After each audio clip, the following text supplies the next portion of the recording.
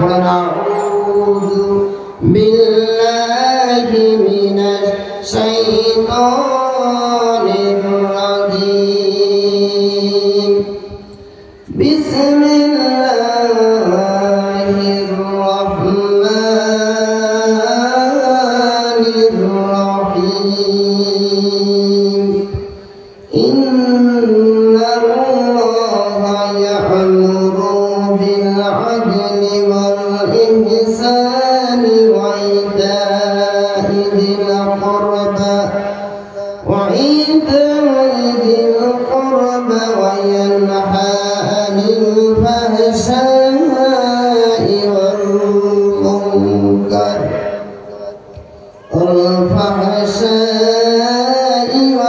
والمنكر والبغي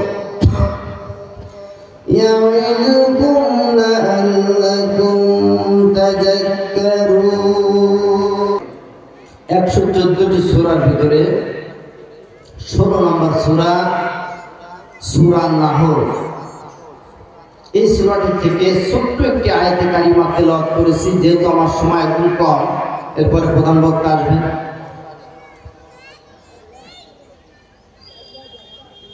যদি আমরা এই ছোট্ট একটি আয়াত আমাদের জীবনে বাস্তবায়ন করতে পারি, আমাদের পরিবারে বাস্তবায়ন করতে পারি, আমাদের সমাজে বাস্তবায়ন করতে পারি, আমাদের রাষ্ট্রে বাস্তবায়ন করতে পারি, আমরা সমস্ত মানুষগুলি হব জান্নাতি মানুষ। বলেন সুবহানাল্লাহ। ছোট্ট একটি আয়াতে কারিমা। আল্লাহ রাব্বুল আলামিন এই ছোট্ট আয়াতে কারিমার ভিতরে 6টি কর্মসূচি আল্লাহ রাব্বুল আলামিন দিয়েছেন মুমিনদের জন্য। কাদের জন্য? কয়টি কর্মসূচি? 6টি কর্মসূচি আল্লাহ রাব্বুল আলামিন এই ছোট্ট আয়াতে কারিমার ভিতরে আল্লাহ তাআলা মুমিনদের জন্য দিয়েছেন। তার ভিতরে 3টি কর্মসূচি হলো আদেশ করা হয়েছে মেনে নেওয়ার জন্য, আর 3টি কর্মসূচিকে বর্জন করতে বলা হয়েছে। কথা কার? কার কথা? আল্লাহ রাব্বুল আলামিন সূরা আর-নাহলের ভিতরে 90 নম্বর আয়াতে কারিমায় আল্লাহ তাআলা 6টি কর্মসূচি দিয়েছেন।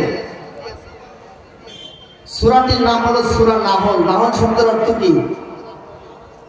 মৌমাছি। নাহল শব্দের অর্থ ছোট্ট একটি প্রাণীর নামে আল্লাহ রাব্বুল আলামিন একটা সূরা দিলেন।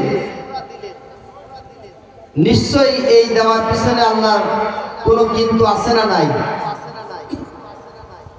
পৃথিবীর জমিনে 18,000 মাখলুকাত আল্লাহ সৃষ্টি করেছেন। সর্বোৎকৃষ্ট শ্রেষ্ঠ মাখলুকাতের নাম হলো মানুষ, ঠিক কিনা? অথচ ছোট্ট একটি প্রাণীর নামে একটা সূরা আল্লাহ রাব্বুল আলামিন দিয়ে এই মানুষকে এই প্রাণীর কাছ থেকে শিক্ষা নেওয়ার জন্য বলা হলো, মৌমাছির কাছ থেকে তোমরা শিক্ষা গ্রহণ করো। কি শিক্ষা নিতে হবে মৌমাছির কাছ থেকে? মৌমাছির কাছ থেকে শিক্ষা নিতে হবে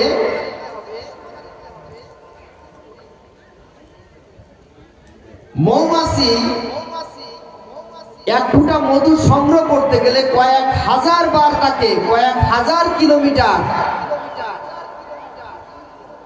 আপ ডাউন করার পরে এক ফুটা মধু তাকে সংগ্রহ করতে হয়। কাদের জন্য করে? মধু কাদের জন্য সংগ্রহ করে?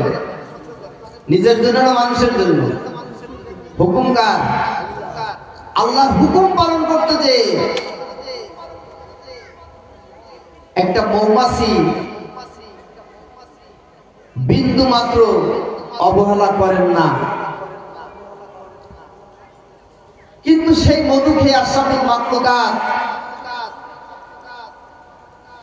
আল্লাহর ইবাদতের ক্ষেত্রে অবহেলা করে কি করে না? 2 নম্বরে একটা মৌমাছি যখন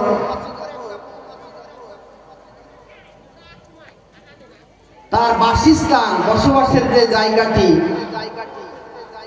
বসবাস করে আরেকটি মসজিদ চাইতে এক সুতা পরিমাণ জায়গা বেশি দখল করে না। আপনারা খেয়াল করবেন নিশ্চয়, মৌমাছির যে বাসস্থানগুলি আছে, যে চাক বাঁধে মৌমাছিতে, একটা মৌমাছি আর একটা মৌমাছির চাইতে এক সুতা পরিমাণ জায়গা বেশি দখল করে না।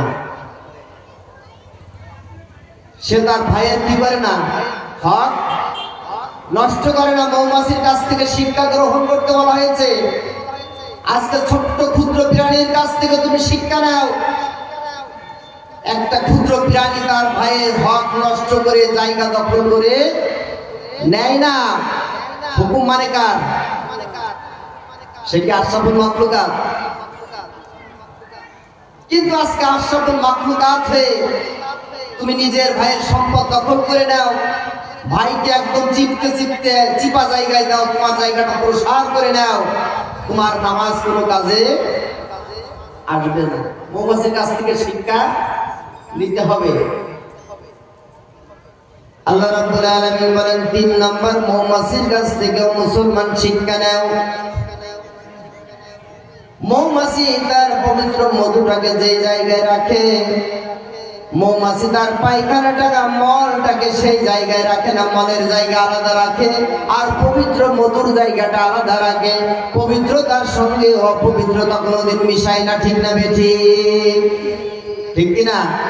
যেখানে মধু রাখে সেইখানে মল রাখে না।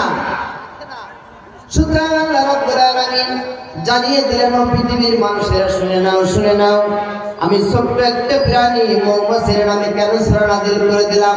এই মৌমাছির কাছ থেকে তোমাকে শিক্ষা নিতে হবে। মৌমাছি তার শরীর ফাঁকি দেয় না, মৌমাছি পরিশ্রম করে, মৌমাছি কখনো আল্লাহ রাব্বুল আলামিনের হুকুম পালন করতে যে অজুহাত পেশ করে না। মৌমাছি কখনো হারাম হালাল একসঙ্গে মিশায় না, হালালকে আলাদা রাখে, হারামকে আলাদা রাখে। সুতরাং মৌমাছির কাছ থেকে তুমি আশরাফুল মাখলুকাত শিক্ষা গ্রহণ করো।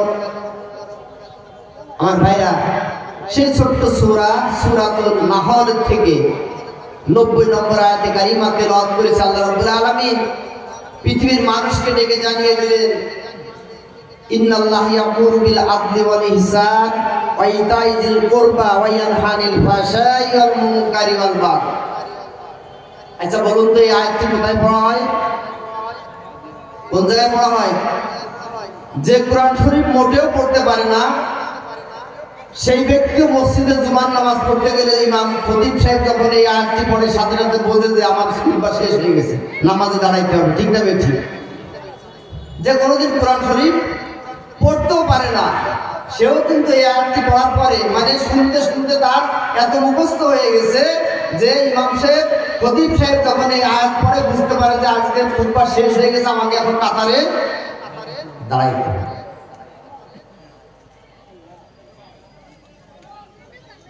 তাহলে এই আয়াতটির এতটি কারিশমা। খলিফাতুল মুসলিমিন হযরত উমর রাদিয়াল্লাহু তাআলা আনহুর সময়ে খুতবার সঙ্গে এই আয়াতটি যোগ করা হয়েছে। কেন করা হলো?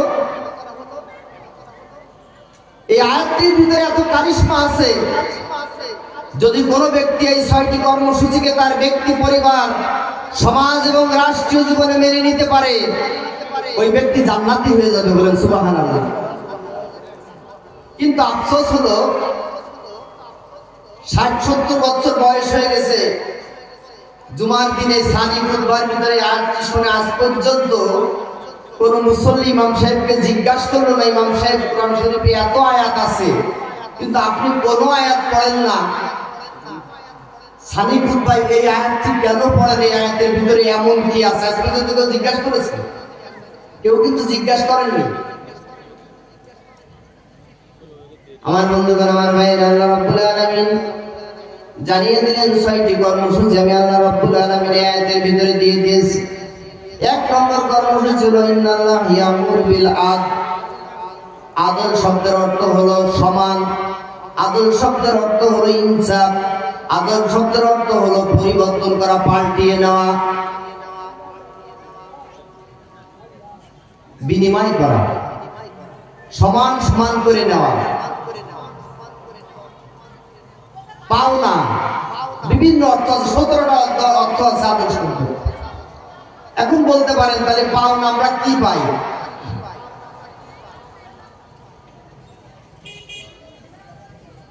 যদি আপনি পাওনার কথাটা বলেন,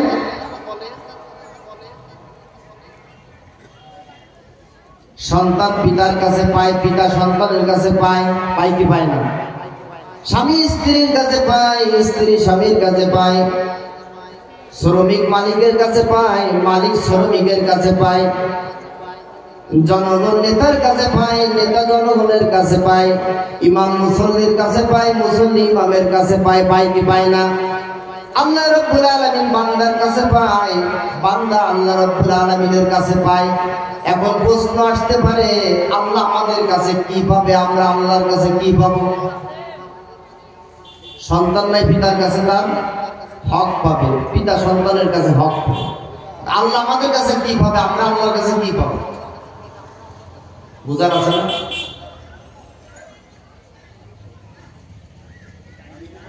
বিশ্ব নবীর সাহাবী মুআয রাদিয়াল্লাহু তাআলা আনহু রাসূল সাল্লাল্লাহু আলাইহি ওয়াসাল্লামের উটের পিছনে সওয়ার হয়েছেন। আমার রাসূল কিছুদিন আগে কিছু দূর এগিয়ে গেলেন, মুআযকে ডাক দিলেন, ও মুআয, তুমি কি জানো আল্লাহ আমাদের কাছে কিছু পায়? মুআয বললেন, ইয়া রাসূলুল্লাহ, ইয়া হাবিবাল্লাহ, আল্লাহ এবং আল্লাহর রাসূল ভালো জানেন। বিশ্ব নবী বললেন, ও মুআয, আল্লাহ রাব্বুল আলামিন বান্দার কাছে ইবাদত পায়, কি পায়? কি পায়? ইবাদত পায়। আল্লাহ তাআলা কোরআনুল কারীমে জানিয়ে দিয়েছেন, ইয়া আইয়ুহান নাসু উবুদু রাব্বাকুমুল্লাযী খালাকাকুম ওয়াল্লাযীনা মিন ক্বাবলিকুম লাআল্লাকুম তাত্তাকুন। আল্লাহ জানিয়ে দিলেন, পৃথিবীর মানুষেরা একমাত্র সেই আল্লাহর গোলামি করো যে আল্লাহ রাব্বুল আলামিন তোমাকে সৃষ্টি করেছেন। আমাদের সৃষ্টির একমাত্র মালিক কে? সৃষ্টির মালিক কে? সৃষ্টির পিছনে আর কারোর হাত আছে? কারোর হাত আছে? আমার পিতার সৃষ্টির মালিক হলেন আল্লাহ, আমার দাদার সৃষ্টির মালিক হলেন আল্লাহ, আমার পূর্ববর্তী যারা এই জমিনে এসে গেছেন সবাই সৃষ্টির মালিক হলো আমার আল্লাহ রাব্বুল আলামিন। এই জন্য সে আল্লাহ জানিয়ে দিলেন, উবুদু রাব্বাকুমুল্লাযী খালাকাকুম, গোলামি করে একমাত্র সেই মহান রবের, যে মহান রব তোমাকে সৃষ্টি করেছেন। আর কারোর কোনো মাতব্বরি তোমার সৃষ্টির পিছনে নাই, ঠিক কিনা? বিশ্ব নবী বললেন, ও মুআয, আল্লাহ রাব্বুল আলামিন আমাদের কাছে পাই হলো ইবাদত। আবার কিছুদিন সামনে চলে গেলেন, আবার মুআযকে বললেন, ও মুআয, তুমি কি জানো আমরা আল্লাহর কাছে কি পাই? মুআয বললেন, ইয়া রাসূলুল্লাহ, ইয়া হাবিবাল্লাহ, আল্লাহ এবং আল্লাহর রাসূল ভালো জানেন। আবার বিশ্ব নবী বললেন, ও মুআয, শুনে রাখো, আমরা আল্লাহর কাছে পাই হলো জান্নাত। বলেন সুবহানাল্লাহ। আল্লাহর কাছে কি পাই? জান্নাত পায়। আল্লাহ আমাদের কাছে কি পায়? এখন আপনি ইবাদত করবেন না, কিন্তু জান্নাত দিবেন। দিবেন? ইবাদত করবেন না, কিন্তু জান্নাতের আশাবাদী জান্নাত নিবেন। আল্লাহ রাব্বুল আলামিন কিন্তু জান্নাত দিবেন না। আমার ভাইরা, এই জন্য আল্লাহ রাব্বুল আলামিন কোরআনুল কারীমের ভিতরে সূরা নাহলের 90 নম্বর আয়াতে কারিমে আমার আল্লাহ জানিয়ে দিলেন, ইন্নাল্লাহা ইয়া'মুরু বিল আদলি ওয়াল ইহসানি ওয়া ইতা'i যিল কুরবা ওয়া ইয়ানহা আনিল ফাহশাই ওয়াল মুনকারি ওয়াল বাগই। আল্লাহ তাআলা জানিয়ে দিলেন, এক নম্বর হলো পৃথিবীর মানুষেরা তোমাদের জন্য আদর্শ হলো, এক নম্বর হলো আদল, ন্যায়, ইনসাফ এই জমিনে ব্যক্তি জীবনে, পারিবারিক জীবনে, সামাজিক জীবনে এবং রাষ্ট্রীয় জীবনে বাস্তবায়ন করতে হবে। বলুন তো আজকে এই ইনসাফ এই সমাজে আছে না নাই? ন্যায় বিচার কি আছে? ন্যায় বিচার আছে? এই সমাজে যদি ন্যায় বিচার থাকতো, আজকে শ্রমিকরা তার ন্যায্য মূল্য পেত, মালিক তার ন্যায্য কাজ পেত। ন্যায় বিচার যদি থাকতো, তাহলে মানুষ কোনো মানুষের কাছে হাত পাততে হতো না, বিচারের জন্য কোনো নেতার পাশ ঘুরতে হতো না, ঠিক না? ঠিক। কারণ বিচারকের ভিতরে আল্লাহর ভয় থাকতো, সাধারণ জনগণের ভিতরে আল্লাহর ভয় থাকতো। সেটাকে আমরা পেয়েছি? পাইনি। তাহলে আপনি যদি আজকে সমাজে, ব্যক্তি জীবনে, পারিবারিক জীবনে, সামাজিক জীবনে, রাষ্ট্রীয় জীবনে ন্যায় বিচার যদি প্রতিষ্ঠা না করতে পারেন, আপনার সেই পরিবার হবে জাহান্নামের পরিবার, আপনার সমাজ হবে জাহান্নামের সমাজ, আপনার রাষ্ট্র হবে জাহান্নামের রাষ্ট্র। ঠিক কিনা ঠিক? যদি একটু কল্পনা করে দেখেন, আপনি পরিবারের অভিভাবক, আপনার পরিবারে আজকে ন্যায় বিচার আছে কিনা? যে সন্তানটা আপনাকে বেশি ভালোবাসে, মরার আগে আপনি ওই সন্তানের নামে জমি লিখে দিয়ে যান। ন্যায় বিচার হলো না অন্যায় বিচার? ন্যায় না অন্যায়? আল্লাহর হুকুমের আপনি আদেশ মেনেছেন না আদেশ মানেননি? কেন করবেন? পুত্র সন্তানকে বেশি যত্ন করেন, কন্যা সন্তানকে খোঁজ নেন না।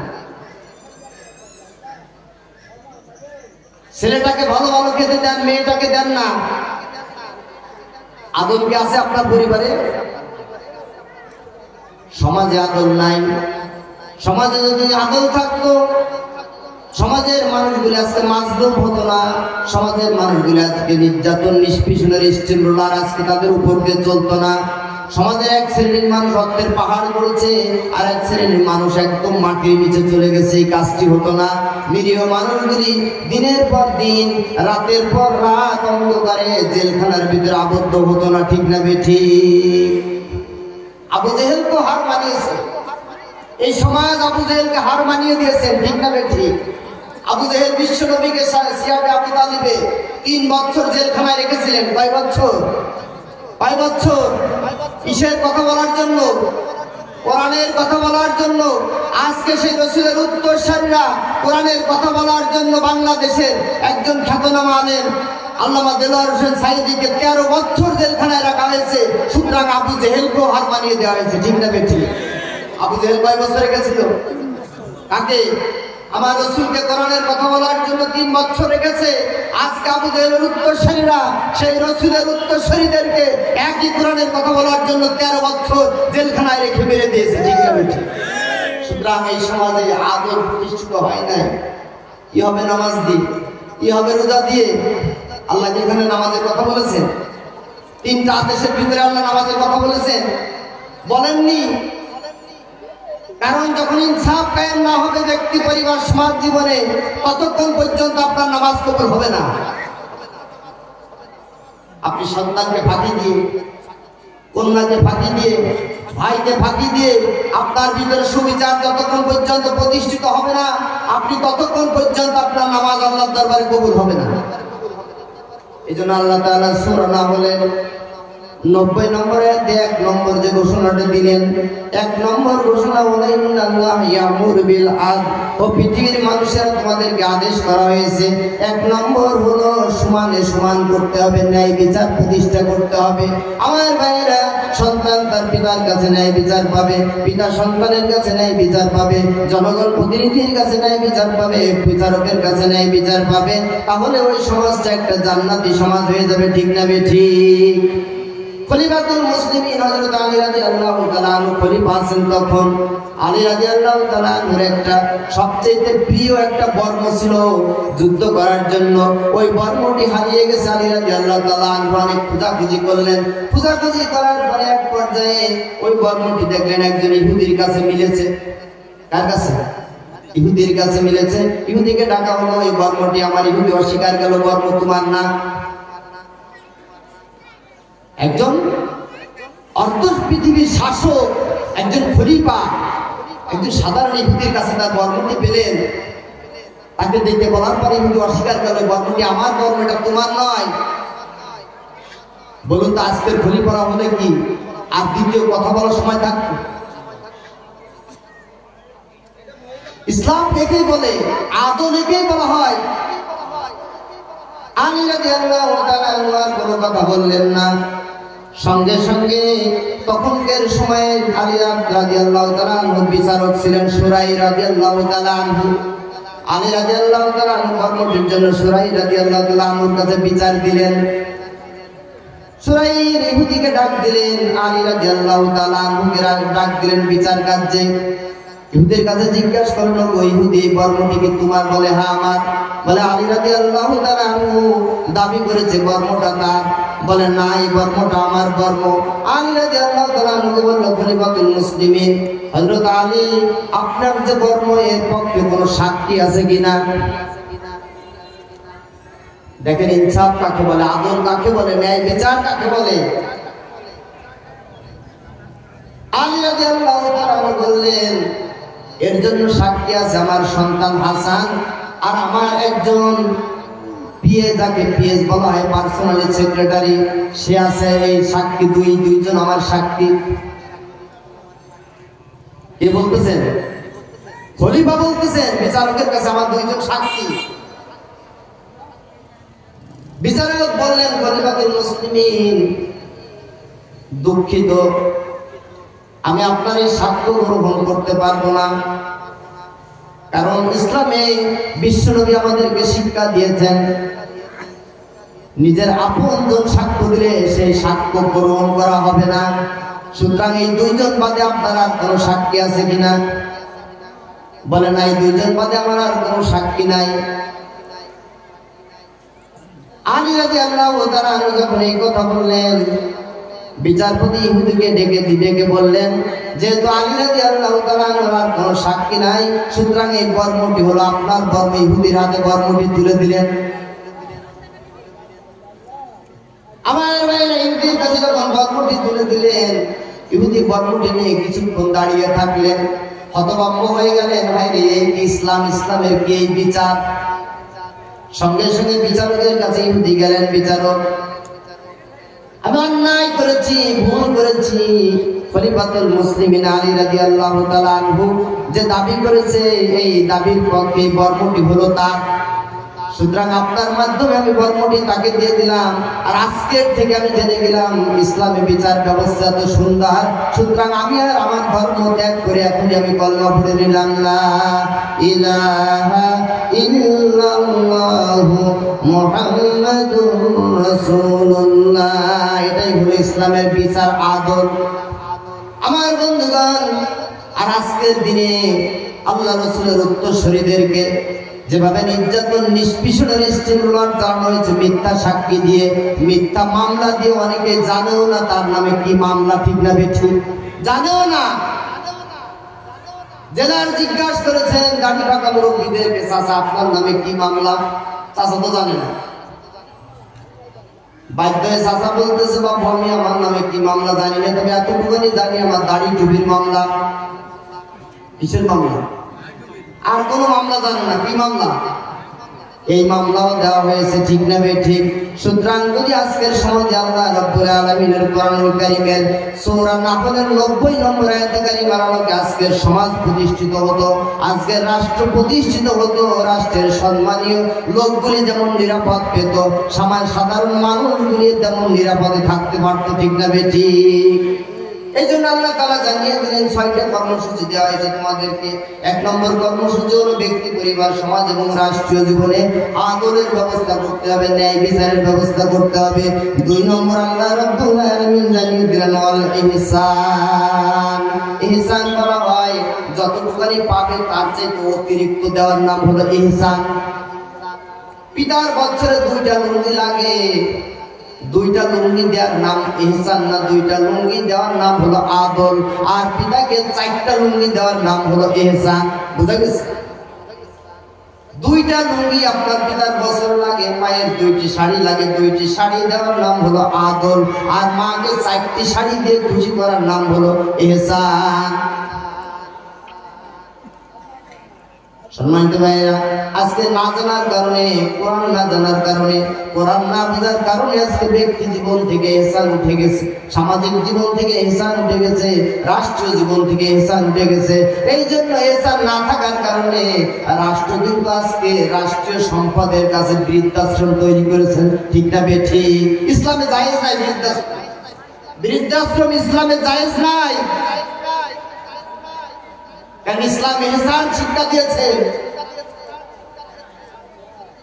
কিন্তু আজকে সন্তানরা এই ভাগ আদায় করে না, পিতার সম্পদ পাবে এটা ভালো মনে থাকে, কিন্তু পিতার প্রতি ইহসান করতে হবে এটা মনে নাই। মায়ের সম্পদ পাবে এটা মনে থাকে, মায়ের প্রতি ইহসান করতে হবে এটা সন্তানের মনে থাকে না। এই জন্য আল্লাহ রাব্বুল আলামিন কোরআন কারীমে জানিয়ে দিলেন ওয়াকাদা রাব্বুকা আল্লা তা'বুদু ইল্লা ইয়্যাহু ওয়া বিল ওয়ালিদাইনি ইহসানা। ইহসান এখানে বলেছেন আমি আল্লাহ ইবাদত করার পরে তোমার সবচেয়ে গুরুত্বপূর্ণ ইবাদত, সবচেয়ে গুরুত্বপূর্ণ কাজ হলো পিতামাতার প্রতি ইহসান করা। আমার ভাইরা যদি আজকে সমাজের দিকে তাকাই, আজকে পরিবারের দিকে তাকাই, সবচেয়ে অবহেলিত যে সম্পদ সেই সম্পদের নাম হলো পিতামাতা, ঠিক না ঠিক? সবচেয়ে অবহেলিত সম্পদ যদি এখন হিসাব করি সেটা হলো পিতামাতা।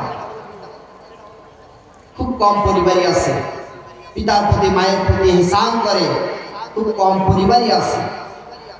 সুতরাং আল্লাহ তাআলার ঘোষণা হলো 1 নম্বর হলো আদর প্রতিষ্ঠা করতে হবে, 2 নম্বরে ইহসান প্রতিষ্ঠা করতে হবে। যদি করতে পারি ব্যক্তি, পরিবার, সমাজ এবং রাষ্ট্রীয় জীবনে শান্তি ফিরে আসবে। ইসলাম এটা শিক্ষা দিয়েছে। 3 নম্বর আল্লাহ রাব্বুল আলামিন জানিয়ে দিলেন 3 নম্বর হলো আত্মীয়তার যে হক আছে আত্মীয়কে বুঝে দিতে হবে। এই জায়গায় কিন্তু আমরা প্রায় মানুষ ধরা খেয়ে যাই, ঠিক না বেঠিক? আত্মীয় যে হক আপনার কাছে পাবে, আপনজন যে হক পাবে, ভাই যে হক পাবে, বোন যে হক পাবে, আপনজন যে হক পাবে, এই হক তোমাকে বুঝে দিতে হবে। যতক্ষণ পর্যন্ত হক বুঝে দিবে না ততক্ষণ পর্যন্ত তোমার কোনো ইবাদত আল্লাহ রাব্বুল আলামিনের দরবারে কবুল হবে না। ভাইয়ের সম্পত্তি ফাঁকি দিয়ে, বোনের সম্পত্তি ফাঁকি দিয়ে, আপনজনের সম্পত্তি ফাঁকি দিয়ে অর্থের পাহাড় গড়েছো, তুমি একবার ভেবে দেখেছো?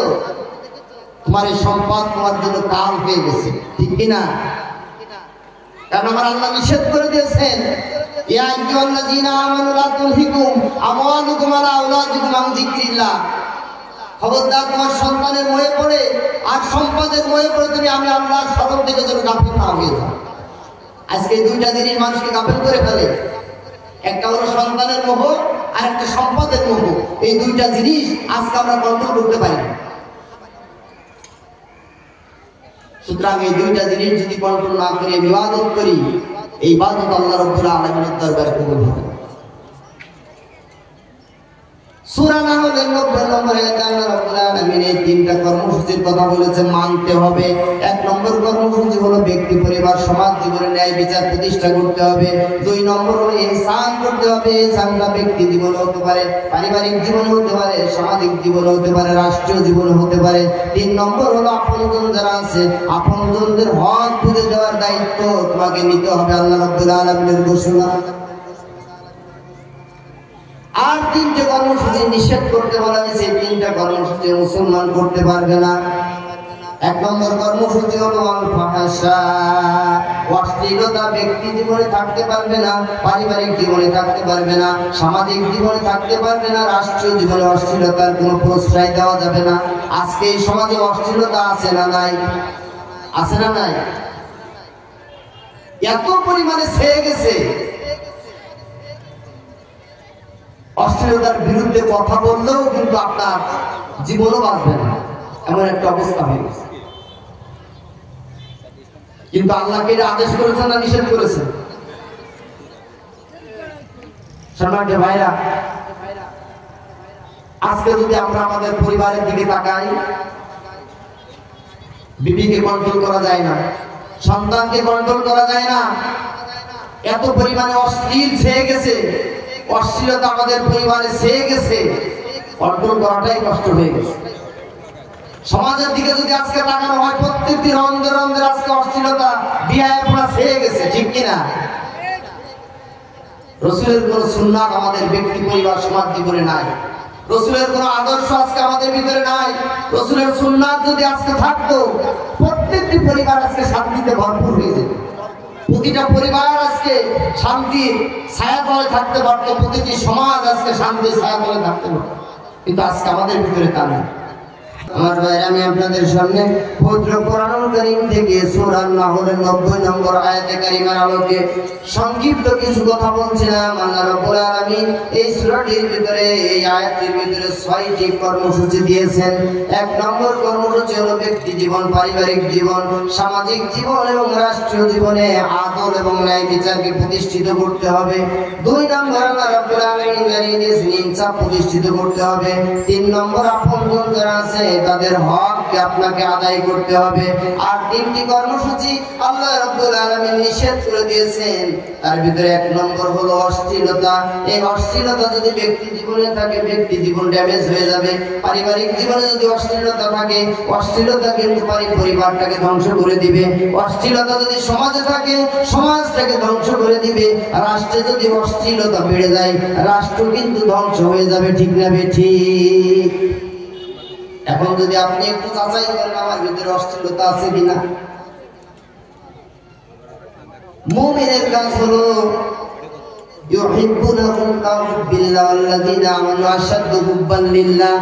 মুমিন একমাত্র আল্লাহ রাব্বুল আলামিনকে ভালোবাসবে, আর কাউকে ভালোবাসবে না।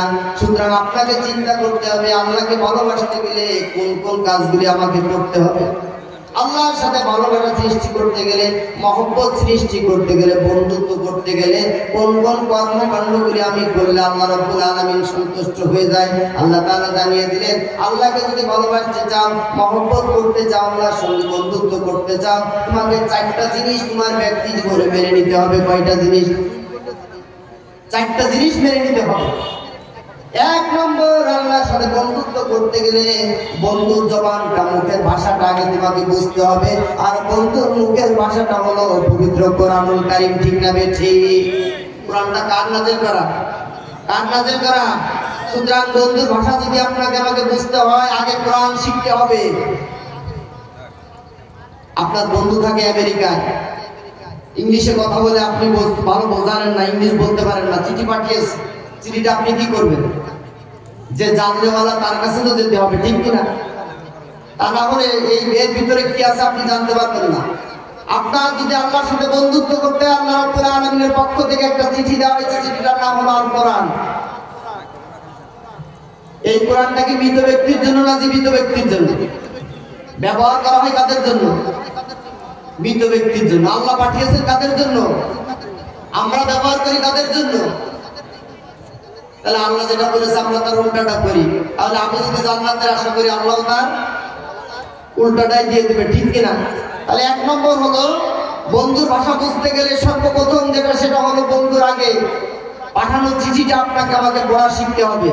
সামনে রমজান মুবারক আসতেছে, এখন থেকে নিয়ত করে ফেলেন। কোরআন শিখতে কিন্তু কোনো বয়স লাগে না। লাগে নাকি? কোরআন শিখতে কোনো বয়স লাগে না। এখন থেকে আজকের মাহফিল থেকে সিদ্ধান্ত নিন, সামনে রমজান মুবারক। আপনার 5,000 টাকা খরচ হয়ে যায় কোরআনের পিছনে, লস আছে? লস আছে? আজকে যে সন্তানকে আপনি প্রতি মাসে 5,000, 7,000 করে টাকা দিয়ে সন্তানকে লালন পালন করেন, এই সন্তান যদি নেক সন্তান হলো কপাল ভালো, আর যদি বদ সন্তান হলো আপনার সব বরবাদ। আমার ভাইরা, আমার বন্ধুগণ, কিন্তু যদি কোরআনের পিছনে আপনি 5,000 টাকা ব্যয় করেন, যখন মৃত্যুবরণ করবেন, আপনার এই কোরআন আপনার মাথার পাশে দাঁড়িয়ে যাবে। বিশ্বনবী বলেন, কোরআনুল কারীম তার জন্য সুপারিশ করার জন্য তার মাথার কাছে থাকবে। ফেরেশতারা এসে প্রশ্ন করবে, কোরআনুল কারীম জবাব দিবে, এই ব্যক্তি আমি কোরআনের জন্য মহব্বত করেছি, কোরআনের জন্য ভালোবেসেছে, কোরআনকে ভালোবেসে কোরআনের পিছনে পয়সা খরচ করেছে। এই ব্যক্তি যদি অপরাধী হয়ে থাকে, আজকে আমি কোরআন তার জন্য সুপারিশ করতেছি, এই ব্যক্তিকে রেখে আমি কোরআন যাব না।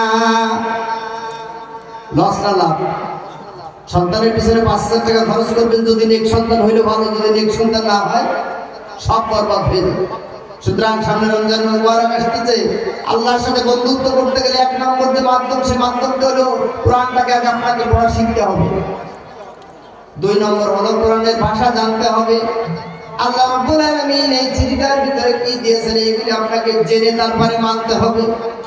কোরআনের ভিতরে এক শ্রেণীর মানুষ অলরেডি বলে ফেলেছে কোরআনের রাজনীতি নাই। বলেছি কি বলেন? আচ্ছা, বেনামাজি শাস্তি আছে না নাই? আছে না নাই? জালিমের শাস্তি আছে না নাই? কাফেরের শাস্তি আছে না নাই? মুনাফিকের শাস্তি আছে না নাই কোরআনে? শুধু কোরআন নয়, মাটির নিচে আপনি কবরে যাবেন, কবরেও রাজনীতি আছে না নাই? সুতরাং আজকে যারা এই কথাগুলি বলে, এই কথাগুলি বুকার সঙ্গে বাস করে, আপনি কবরে গেলে কবরে যে 3টা প্রশ্ন করাবে, 3টা প্রশ্নই রাজনৈতিক প্রশ্ন। 3টা প্রশ্ন কিসের প্রশ্ন?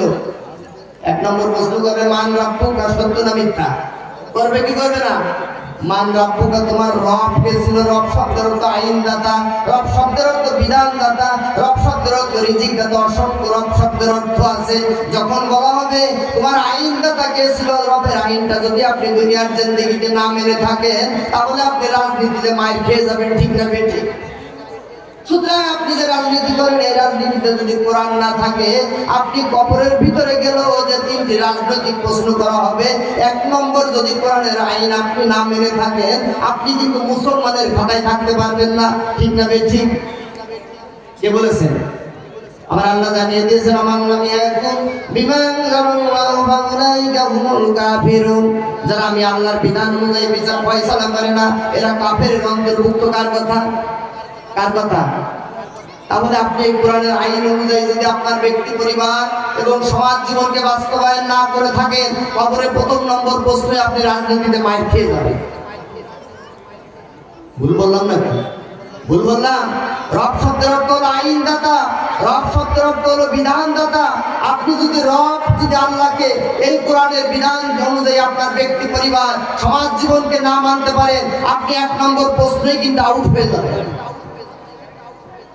আমার আল্লাহ জানিয়ে দিয়েছেন, উলাইকা হুমুল ফাসিকুন, উলাইকা হুমুজ জালিমুন, যারা এই আমার আল্লাহর বিধান অনুযায়ী বিচার ফয়সালা করে না, এরা জালিমের অন্তর্ভুক্ত, এরা কাফেরের অন্তর্ভুক্ত, এরা ফাসিকের অন্তর্ভুক্ত। কথা কার? আল্লাহ বলেছে স্পষ্ট কোরআনুল কারীমে, আল্লাহ তাআলা জানিয়ে দিয়েছেন। সুতরাং আমার ভাইরা, 2 নম্বর প্রশ্ন করা, মান দীনুকা, তোমার জীবন ব্যবস্থা কি ছিল? বলুন তো, জীবন ব্যবস্থা আমাদের নিজেদের বানানো না আল্লাহর মনোনীত? নিজেদের বানানো না আল্লাহর মনোনীত? আল্লাহ রাব্বুল আলামিন জানিয়ে দিলেন, ইন্নাদ-দীনা ইনদাল্লাহিল ইসলাম, সবচেয়ে মনোনীত, পছন্দনীয় জীবন ব্যবস্থার নাম আমি আল্লাহ ঘোষণা করলাম ইসলাম। কার ঘোষণা? আল্লাহ ঘোষণা করে দিয়েছেন, আমাদের বানানো না। তাহলে আল্লাহর জীবন ব্যবস্থার নাম হলো ইসলাম। আপনি অন ইসলামী কাজকর্ম করে বেড়াবেন। 2 নম্বর প্রশ্ন যখন আপনাকে করা হবে, মান দীনুকা, তোমার জীবন ব্যবস্থা কি ছিল? আপনি ইসলামী জীবন ব্যবস্থা যদি না মেনে থাকেন, 2 নম্বর প্রশ্ন আপনি রাজনীতিতে আউট হয়ে যাবেন। এখন আপনি প্রশ্ন করে দেখুন যে আমার জীবন ব্যবস্থা আমি ইসলামকে মানতে পেরেছি কিনা, আমার পরিবার ইসলামী জীবন ব্যবস্থায় চলে কিনা, আমার সমাজ ইসলামী জীবন ব্যবস্থায় চলে কিনা, আমার রাষ্ট্র ইসলামী জীবন ব্যবস্থায় চলে কিনা। যদি আমি চলতে পারি, 2 নম্বর প্রশ্নের উত্তর দিতে পারবো। যদি না পারি, তাহলে 1000 চেষ্টা করেও সম্ভব হবে না। রাজনীতি আছে না নাই? কবরের রাজনীতি আছে না নাই? 2 নম্বর প্রশ্ন মাইর খেয়ে যাব। 3 নম্বর প্রশ্ন জিজ্ঞাসা করা হবে, আমার নবীকা, নবী শব্দের অর্থ হলো নেতা। তোমার নেতা কে ছিল? দুনিয়ার জিন্দেগিতে যদি আপনি লজ্জা পান, আমার নেতা, তোমার নেতা বিশ্ব নবী মুস্তাফা যদি জবান দিয়ে বের করতে লজ্জা পেয়ে যান মুসলমান, 3 নম্বর প্রশ্নটা করার সঙ্গে সঙ্গে আপনি রাজনীতিতে মাইর খেয়ে যাবেন। যদি দুনিয়ার জিন্দেগিতে রাসূলের নেতৃত্ব আপনার পছন্দ না হয়, রাসূলের ভালোবাসা মহব্বত যদি পছন্দ না হয়, রাসূলের আকীদা যদি আপনার পছন্দ না হয়, ও মুসলমান, কবরে যাওয়ার পরে 3 নম্বর প্রশ্নই আপনি আউট হয়ে যাবেন, ঠিক না বেঠিক? এখন আপনি কলিজায় হাত দিয়ে বলেন, বুকে হাত দিয়ে বলেন, আপনি নেতাকে, আমার রাসূলকে মানতে পেরেছেন কিনা? বিশ্ব নবীকে যদি নেতা মানতে পারেন, আপনার জীবনটা কিন্তু সার্থক হয়ে যাবে, আপনার পরিবারটা সার্থক হয়ে যাবে, রাষ্ট্রটা কিন্তু সার্থক হয়ে যাবে। কারণ আমার রাসূল এমন রাসূল ছিলেন যে রাসূল নিজের জন্য কোনোদিন আল্লাহর কাছে ফরিয়াদ করেননি, উম্মতের জন্যই ফরিয়াদ করেছে, শান্তির জন্যই ফরিয়াদ করেছে। বিশ্বনবী কোনোদিন নিজের জন্য কিন্তু আল্লাহর কাছে চাননি, ঠিক না বেঠিক? 3 দিন 7 দিন পর্যন্ত আমার রাসূল না খেয়ে রয়েছে। হাসান হুসাইন রাদিয়াল্লাহু তাআলা আনহু না খেয়ে রয়েছেন। ফাতিমা রাদিয়াল্লাহু তাআলা আনহা আটা পিষতে পিষতে ফুসকা পড়ে গেছে হাতে। পিতার কাছে আহ্বান করেছে, আমার পিতা আপনি তো রাষ্ট্রের মালিক, এই রাষ্ট্রের কিন্তু অধিপতি আপনি, আমাদের একজন কর্মচারী দিন দেখো আমার পিতা আমার হাতে ফুসকা পড়ে গেছে। বিশ্ব নবী বললেন, মা ফাতেমা আমি তো প্রতিনিধি হয়ে এসেছি, আমাকে আল্লাহর দরবারে জবাবদিহি করতে হবে। এই জন্য আমার আল্লাহ রাব্বুল আলামিন সূরা নাহলের 90 নম্বর আয়াতে জানিয়ে দিলেন, ও পৃথিবীর মানুষেরা তোমরা শুনে রাখো, ইন্নাল্লাহা ইয়ামুরু বিল আদল, তোমাদের ব্যক্তি জীবনে তোমাদের ন্যায় বিচার প্রতিষ্ঠা করতে হবে, পারিবারিক জীবনে ন্যায় বিচার প্রতিষ্ঠা করতে হবে, সামাজিক জীবনে ন্যায় বিচার প্রতিষ্ঠা করতে হবে। যাদের ন্যায় বিচার প্রতিষ্ঠা করে তারাই একমাত্র আল্লাহর কাছে পছন্দনীয় লোক, বলেন সুবহানাল্লাহ। আর যারা রাসূলের উত্তরসূরি, রাসূলের অনুসরণ যারা করেছেন, তারা তাদের জীবনের দিকে তাকাননি, তারা কিন্তু সমাজে ব্যক্তি পরিবারে ন্যায় বিচার প্রতিষ্ঠা করেছেন। তদানীন্তন সময়ে অনেক আগে খলিফা হারুন আর রশিদ সিরিয়ার যখন গভর্নর ছিলেন, সিরিয়ার খলিফা ছিলেন হারুন আর রশিদ, তখন একটা এলাকায় সার নামক একটা এলাকা, ওই এলাকার জনগণ বলল, খলিফাতুল মুসলিমিন আমাদের এখানে কোনো বিচারক নেই, আমরা কোনো বিচার দিতে পারি না, দয়া করে আমাদের এখানে একজন বিচারক দিন। 1 মাস যাবত এখানে কোনো বিচারক আমরা পাইনি। খলিফা চিঠি পাঠিয়ে দিলেন, যাও 1 সপ্তাহের ভিতরে তোমাদের বিচারক চলে যাবে। 1 সপ্তাহের ভিতরে বিচারক দেওয়া হলো। একজন বৃদ্ধ মহিলার বিরুদ্ধে অভিযোগ আনা হলো। বৃদ্ধ মহিলা একটা দোকান থেকে কিছু রুটি আর মধু চুরি করেছে।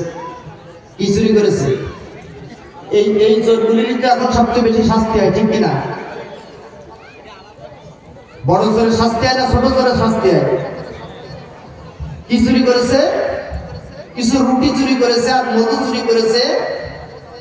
বিচারকের কাছে এই অভিযোগ সাধারণ মানুষে দিয়েছে।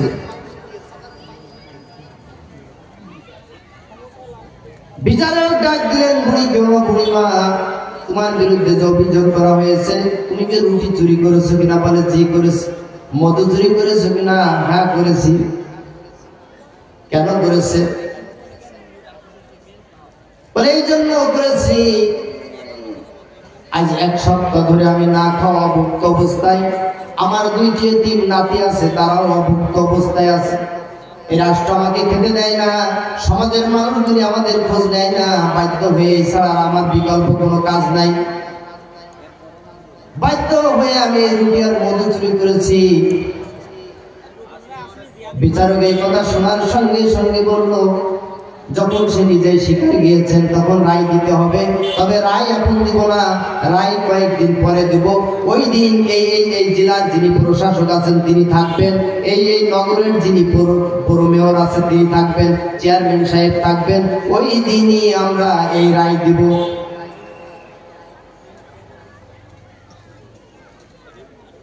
যথার্থ দিন চলে আসলো, সমস্ত মানুষগুলি হাজির হয়ে গেছে, দুনিয়ার সমস্ত সাধারণ লোকগুলি হাজির হয়ে গেছে। রায় দেওয়া হলো, যেহেতু সে স্বীকার গিয়েছে তাই তার হাত কাটা হবে না, কিন্তু 500 রৌপ্য মুদ্রা এবং 50টি বেত্রাঘাত তাকে দেওয়া হবে, আর 1 বছরের তার কারাদণ্ড। কয়টি রৌপ্য মুদ্রা? 500টি রৌপ্য মুদ্রা, 50টি বেত্রাঘাত। এই রায় লিখে দিলেন।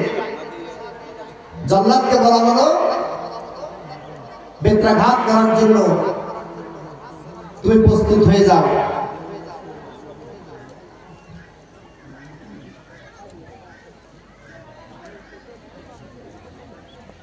বিচারক এই রায় দেওয়ার পরে বৃদ্ধা মহিলার পাশে এসে দাঁড়ালেন।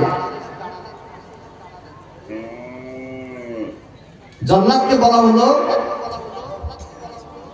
20টি বেত্রাঘাতের 50টি বেত্রাঘাতের 20টি বেত্রাঘাত আগে আমাকে করা হলো। কে বলতেছেন? যেহেতু এই বৃদ্ধা মহিলার অভুক্ত থাকা একমাত্র দায়িত্ব খলিফাকে নিতে হবে। আমি যেহেতু খলিফার প্রতিনিধি হিসেবে এসেছি, সুতরাং এই দায় আমাকে বর্তাতে হবে। সুতরাং আমাকে আগে 20টি বেত্রাঘাত আমার হাতে করা হলো।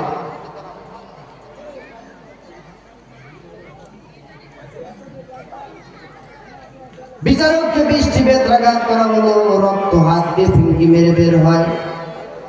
একজন ব্যক্তি রুমাল নিয়ে তার হাতটা বেঁধে দেওয়ার জন্য এসেছে, বলে না হাত বাঁধা যাবে না, আমি বিচারক বলে দিল আমার প্রতি মায়া দেখানো হয়, 20টা বেত্রাঘাতী করা হোক।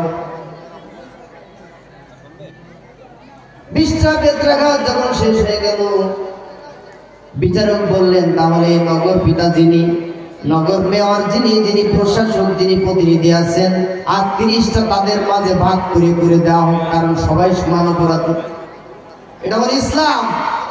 একজন ব্যক্তি অভুক্ত থাকবে, অনাহারে থাকবে, ক্ষুধার্ত থাকবে, আর আপনি মানুষের উপরে জুলুম করে অত্যাচার করে অর্থের সম্পদ করবেন, পাহাড় করবেন, এটার নাম ইসলাম নয়।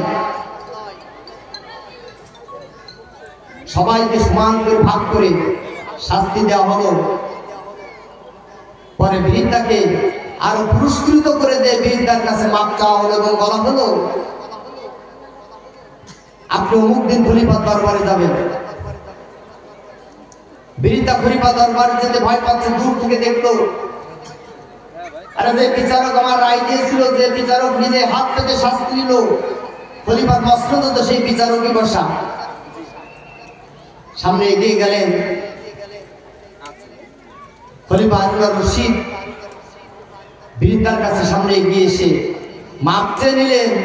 আজকে আমার রাজ্যে আপনি অভুক্ত, এতিম বাচ্চারা অভুক্ত, সাধারণ মানুষ না খেয়ে রয়েছে, আর আমি খলিফার আসনে বসে আছি। আমি আল্লাহর কাছে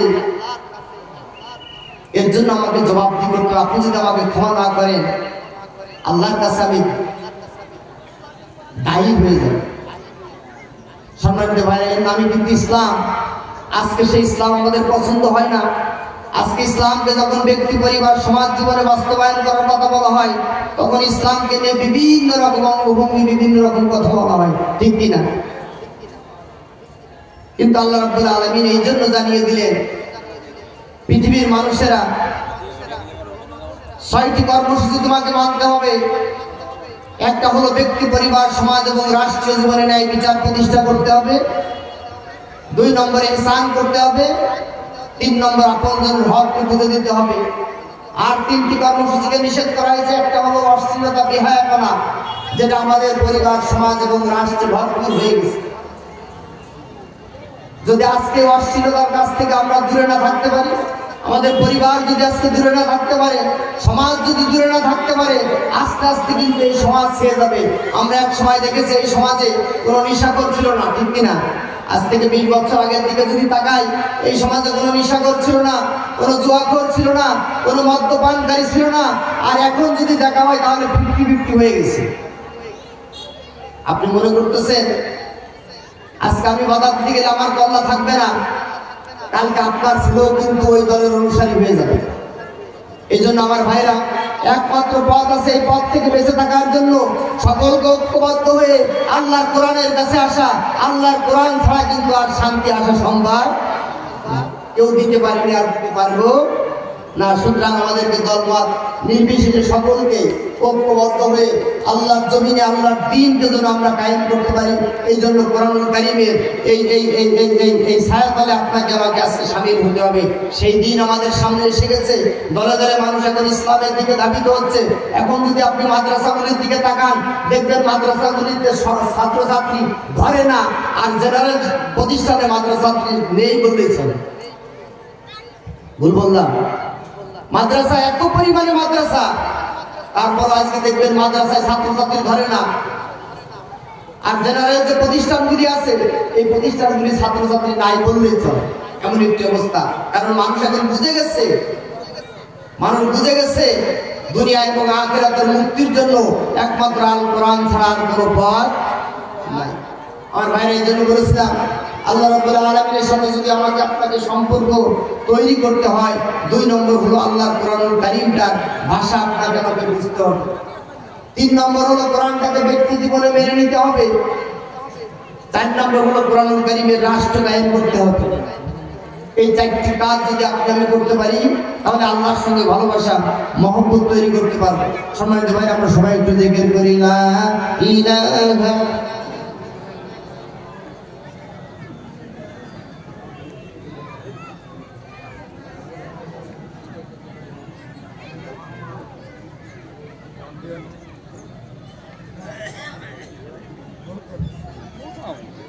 لا إله ইল্লাল্লাহ লা ইলাহা ইল্লাল্লাহ মুহাম্মাদুর রাসূলুল্লাহ সাল্লাল্লাহু আলাইহি ওয়াসাল্লাম। আমার ভাইরা, আমি আপনাদের সামনে পবিত্র কোরআনুল কারীমের 16 নম্বর সূরা নাহলের 90 নম্বর আয়াতে কারিমার সংক্ষিপ্ত একটা ছোট আয়াত তিলাওয়াত করেছিলাম। যদি এই আয়াতের এই 6টি কর্মসূচি আমাদের ব্যক্তি পরিবার এবং সমাজ জীবনে আমরা মেনে নিতে পারি, যে পরিবার মানবে সেই পরিবার হবে আদর্শ পরিবার, যে সমাজ মানবে সমাজ হবে আদর্শ সমাজ, যে রাষ্ট্র মানবে রাষ্ট্র হবে আদর্শ রাষ্ট্র, তাহলে আজকের থেকে আমাকে সিদ্ধান্ত নিতে হবে এই 3টি কাজ আমরা আমাদের ব্যক্তি পরিবার সমাজ জীবনে বাস্তবায়ন করব। পারবো না ইনশাআল্লাহ সবাই? আর 3টি কাজকে আজকের থেকে আমরা বিদায় জানাবো। একটা হলো অশ্লীলতা। এই অশ্লীলতার অনেক প্রকার আছে, বিভিন্ন প্রকার আছে, শুধু অলঙ্গ হওয়ার নাম অশ্লীলতা নয়। আপনার কথার ভিতরে অশ্লীলতা, কাজের ভিতরে অশ্লীলতা, বিচারের ভিতরে অশ্লীলতা, সামাজিকতার ভিতরে অশ্লীলতা, আপনার পোশাকের ভিতরে অশ্লীলতা। এই অশ্লীলতা যদি আজকে আমাদের কাছ থেকে ধুয়ে মুছে পরিষ্কার করতে হবে। 2 নম্বর হলো যে জিনিসটা আল্লাহ রাব্বুল আলামিন জানিয়ে দিলেন, এই জিনিসটা থেকে দূরে থাকতে হবে, সেটা হলো জুলুম করা। আজকে আমরা পরিবার থেকে আরম্ভ করে রাষ্ট্র পর্যন্ত যারা বিভিন্ন দায়িত্বে আছি, আমরা একের পর এক জুলুম নির্যাতন মানুষের উপরে চালিয়ে যাচ্ছি, কিন্তু আমাদের কোনো শিক্ষা হয় না। ইতিপূর্বে যারা পৃথিবীতে জুলুম চালিয়েছেন তারা কিন্তু একে একে সব পৃথিবীর থেকে বিদায় নিয়েছেন, ঠিক কিনা? সুতরাং আজকে আমরা যারা জুলুমের অনুসারী আছি, আমরা আজকে থেকে সিদ্ধান্ত নিব আমরা জুলুম করব না, আমরা অন্যায় অত্যাচার মানুষকে করব না, মিথ্যা কথা বলবো না। সমাজটাকে পরিবর্তন করার জন্য আমরা কোরআনের ছায়াতলে, ইসলামের ছায়াতলে, রাসূলের আদর্শের ছায়াতলে আমরা ঐক্যবদ্ধ হয়ে সবাই এই ছায়াতলে আসবো। সবাই রাজি আছেন ইনশাআল্লাহ? কে কে রাজি আছে? 2টি হাত তুলে আল্লাহকে দেখান। লিল্লাহি তাকবীর।